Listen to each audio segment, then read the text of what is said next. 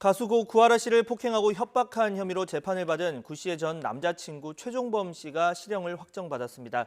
다만 구 씨의 신체를 동의 없이 촬영했다는 혐의에 대해서는 대법원도 무죄로 판단했는데요. 자세한 내용 취재기자 연결해서 알아보겠습니다. 조성호 기자. 네, 대법원입니다.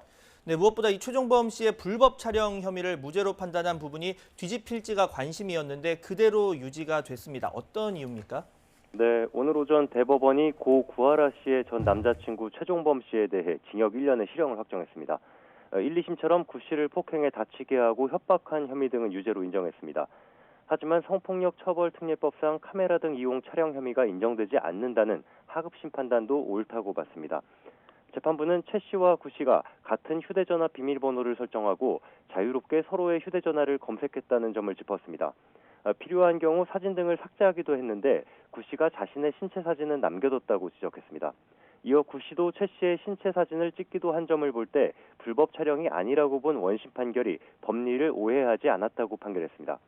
최 씨는 지난 2018년 구 씨와 다투는 과정에서 팔과 다리 등에 상처를 입히고 성관계 동영상을 퍼뜨리겠다며 협박한 혐의 등으로 재판에 넘겨졌습니다. 같은 해 8월 구 씨 신체를 동의 없이 촬영하고 당시 소속사 대표에게 무릎을 꿇어 사과하라고 구 씨에게 강요한 혐의도 받았습니다.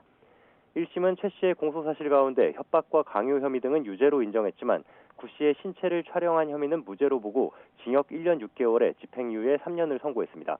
2심 재판부도 1심과 마찬가지로 구 씨 신체를 촬영한 혐의는 인정하지 않았습니다. 다만 성관계는 사생활 중 가장 내밀한 영역으로 촬영 영상을 유포한다고 협박하는 것은 피해자에게 돌이킬 수 없는 정신적 상처를 준다며 징역 1년을 선고하고 법정 구속했습니다. 유족 측은 판결에 대해 아쉬움을 내비쳤습니다.